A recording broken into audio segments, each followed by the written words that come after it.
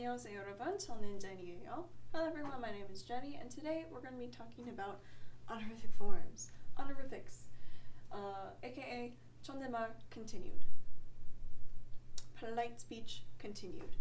So, in your textbook, 존댓말, honorific form, indicates the combined forms of 으시, which you've seen in its conjugated form as 으세요, 으셨어요, 으실 거예요. So, this like 시야, 으세, 으셨, 으실, that is the honorific form, which is used to express the respect for the subject of the sentence when it is a person. So once again, if you are talking about your grandmother or your teacher or your senior at work or the president of South Korea, that is when you would use honorific form when they are the subject of the sentence. You can use this when the subject of the subject of the sentence is older or higher in status than the speaker, but you can also use it when you're talking about someone that you are not very familiar with, someone who is a stranger, you don't really know them, even if they're younger or lower in status than yourself. You could still use this to be polite and respectful toward that person. So Mia here is using it to talk about her grandmother, or to her grandmother. 할머니 잘 지내셨어요? Grandmother, have you been well? This 셨 is honorific form. Honorifics, in its basic unconjugated form, is this, 시 or 으시. They are combined with the formality politeness levels. By that I mean 어요 해요 form or 귀엽습니다. This can be kind of overwhelming at first, so let's go through it slowly. Honorifics, 으시, 시, show respect toward the subject of the sentence when it is a person. So remember, previously we learned 선생님 가세요.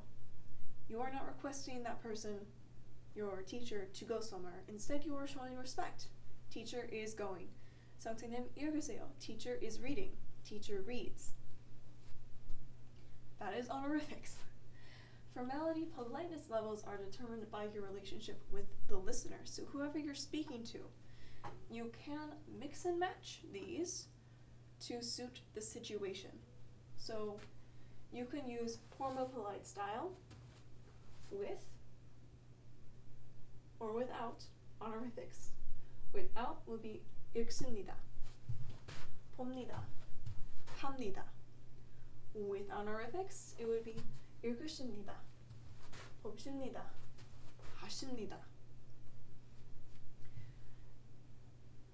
읍니다, showing respect toward the listener. Honorifics, 으시다, 으시, is showing respect toward the subject of the sentence, even if they are not there. In the informal polite style, 아요, 어요, 해요 form, without honorifics would be 읽어요, 봐요, 해요. With honorifics, it would be 읽으세요, 보세요, 하세요. So if Mina is talking to you, and she is close enough to you to use the informal polite style, she doesn't feel the need to use the formal polite style, she'll keep that regardless if she's talking about Andy or her grandmother. But because she wants to show respect toward her grandmother and not Andy, she will use honorifics when she's talking about her grandmother and not Andy.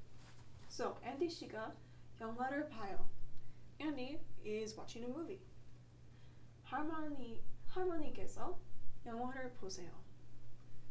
Same amount of information, but she is showing respect to her grandmother. And we'll talk about this queso a little bit later. In the very, very simplest of terms, 시, 으시 is who you are talking about. 아요, 해요, 귀엽습니다 is who you are talking to. So ushi is used with verbs, adjectives, noun ida or ita, ota, so basically everything. But remember, you still need to conjugate after you add ushi. You can't just slap it in there and call it a day. You still have to conjugate. So if the verb or adjective ends in a consonant, that is when you use ushi. So tata, to close, chop off the ta to get the stem. It ends with a consonant, so you add ushi. And if we want to conjugate it in the informal polite form, oyo oyo heyo, it becomes tadeseo. Why the se? Think of it as this e vowel and this a vowel combining. So tadeseo. If the verb or adjective ends in a vowel, that's when you use shi. So 보다, to look, to watch. Get the stem, which is just bo. It ends in a vowel, so use shi. Plus oyo, 보세요.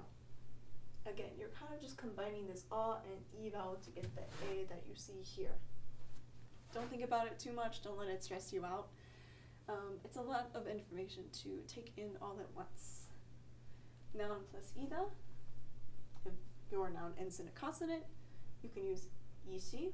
If it ends with a vowel, you can just use shi. So if Mina wants to say that her grandmother is a professor, 교수, she can say 할머니께서는 교수님이세요.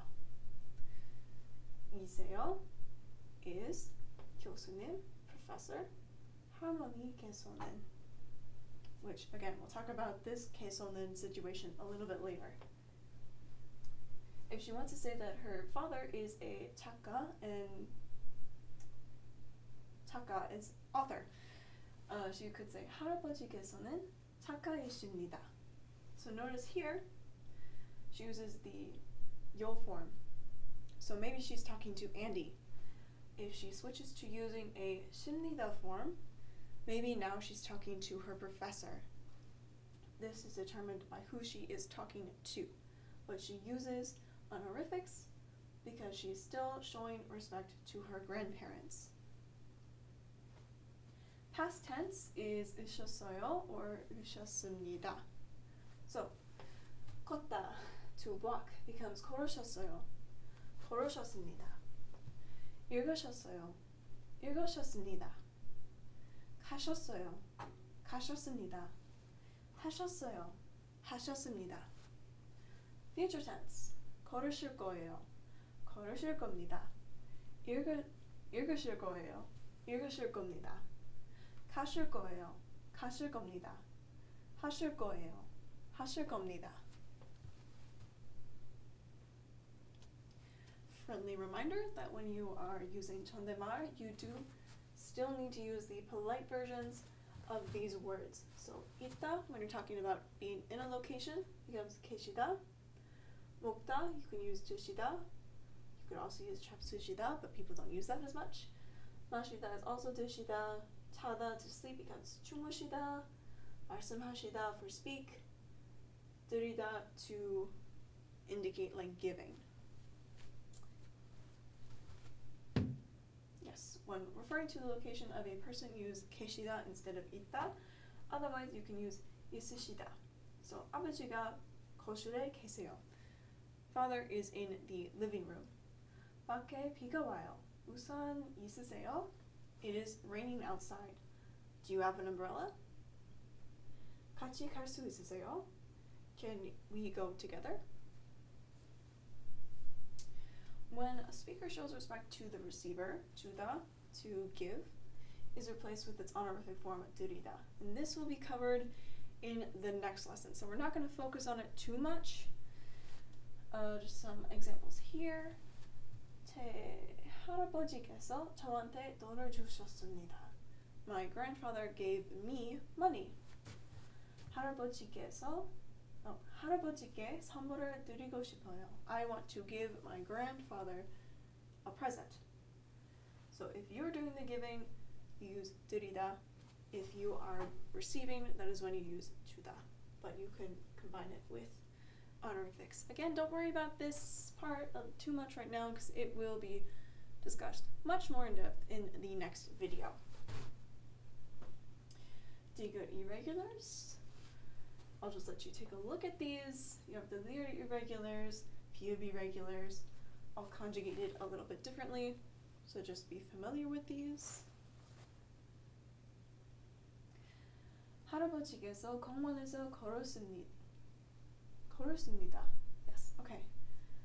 Grandfather is walking in the park. When used with the honorific form, the subject marker 이가 can be changed to 께서, topic marker 은는 can be changed to 께서는, and the particle 한테, which means to or from, can be changed to 게. So, 할아버지께서 신문을 보세요. Grandfather, subject of the sentence, look at newspaper, 신문. 할아버지께서 아버지께 전화하세요. Grandfather calls father. Topic of the sentence, to father, calls. Short little chart here, so you can just copy it down. This isn't too important, but it's good to be familiar with in case you come across it so you know what these are.